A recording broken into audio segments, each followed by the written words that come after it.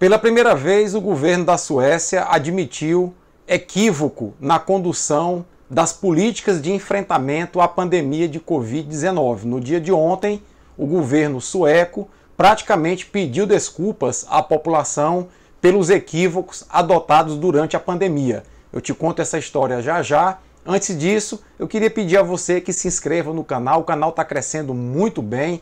Obrigado aos mais de 6.600 inscritos aqui no canal. É igualmente importante para a gente que você ative o sininho da notificação, assim, cada vez que um vídeo novo for ao ar, você será notificado e poderá nos ajudar compartilhando os nossos vídeos. E assim o canal ganha cada vez mais relevância dentro do YouTube. Eu sou o Paulo Henrique, biólogo e dentista, mestre e doutor em imunologia e professor universitário. Pois é, e pela primeira vez o epidemiologista-chefe da Suécia, que direcionou as políticas de enfrentamento à pandemia de Covid-19, admitiu publicamente que se equivocou bastante nas políticas adotadas naquele país para o enfrentamento da Covid-19. Anders Tegnell, que fez parte dos quadros da OMS, adotou uma política muito liberal na Suécia. Praticamente não houve nenhum tipo de abordagem quanto ao isolamento social e a Suécia meio que chocou o mundo quando adotou essa política de liberdade.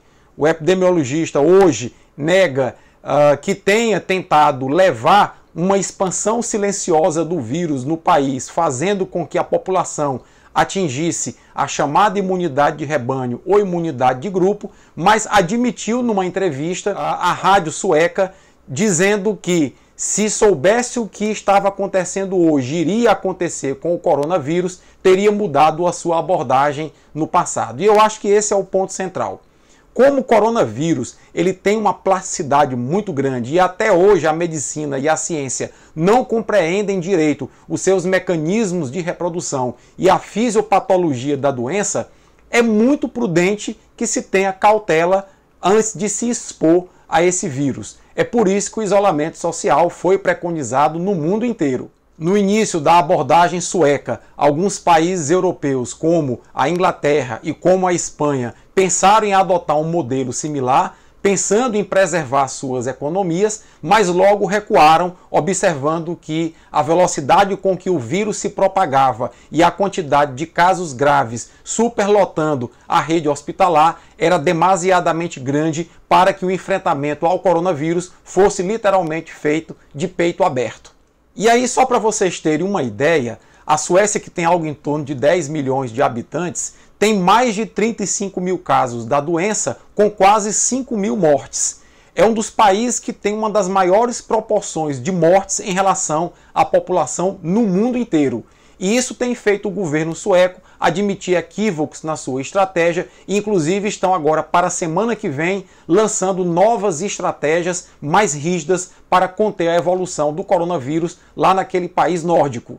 Curiosamente, a abordagem inicial que visava preservar a economia não surtiu também efeito quanto aos aspectos econômicos. Os estudos mais recentes apontam para que o PIB da Suécia deverá decrescer 7,5% esse ano. É mais ou menos a média dos países que irão também ter redução no PIB e dos países que adotaram o isolamento social. Ou seja, tanto faz adotar o isolamento social como não adotar, a queda no PIB dos países está sendo mais ou menos a mesma. A diferença é que quem não adotou o isolamento social, proporcionalmente, está tendo um maior número de mortes na sua população. O próprio governo sueco admite que muitas pessoas perderam a vida na Suécia de forma desnecessária. Poderia ter sido poupado muitas vidas se fossem adotado outra estratégia, outra tática no enfrentamento à pandemia de Covid-19. E aí eu finalizo esse vídeo chamando a atenção para um fato. A imunidade de rebanho, que aliás a gente não gosta nem muito de chamar imunidade de rebanho porque nós não somos gado. A imunidade de grupo, ela é atingida quando, na média, 70% da população desenvolve imunidade, anticorpos, proteção contra um certo agente infeccioso. Só para vocês terem uma ideia, na Suécia, cerca de 5 a 7% da população atingiu imunidade porque se contaminou e se curou da Covid-19. Imagina só se apenas 5% da população atingiu a imunidade e lá quase 5 mil pessoas morreram da doença. Imagine se 70% da população tivesse sido exposta à doença. O nível de mortalidade que aquele país teria atingido. Se nós trouxermos esse raciocínio para o Brasil, no Brasil nós temos 210 milhões de habitantes. Atualmente, os dados oficiais apontam para cerca de 555 a 600 mil infectados. Óbvio que aí há uma grande subnotificação. Vamos então arredondar a conta para imaginar que o Brasil tenha cerca de 1 milhão de pessoas infectadas com a Covid-19. Ora, 1 milhão de pessoas infectadas com a Covid-19 no universo de 210 milhões de habitantes dá menos de 0,5% da população. Imagine se nós tivermos que avançar e contaminar 70% da população brasileira.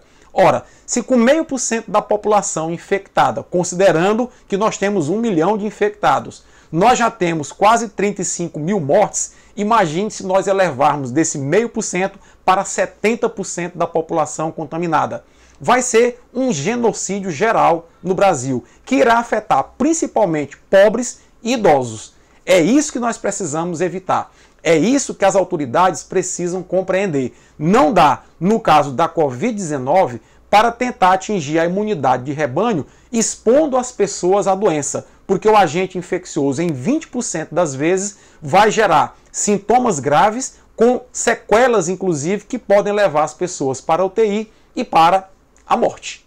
E aí você me pergunta qual a alternativa. A alternativa é nós termos um planejamento adequado para sairmos do isolamento social, evitando aglomeração em transportes coletivos, em escolas, em faculdades, no comércio, mantendo regras mínimas de distanciamento social, para que a gente mantenha-se equilibrado até a padronização de uma vacina ou de um tratamento que seja eficaz para a Covid-19. Não dá para nós pensarmos em imunidade de grupo ou imunidade de rebanho nessa doença, expondo a população ao agente infeccioso. Isso vai causar muito sofrimento e muita morte em nosso país. Eu finalizo por aqui. Se você gostou desse vídeo, deixa a tua curtida, teu comentário, tua sugestão de vídeo e compartilha esse vídeo nas tuas redes sociais e nos teus grupos de WhatsApp. Isso vai fazer com que o nosso canal continue a crescer, levando informações sérias e com credibilidade aqui dentro do YouTube. Um forte abraço e até a próxima.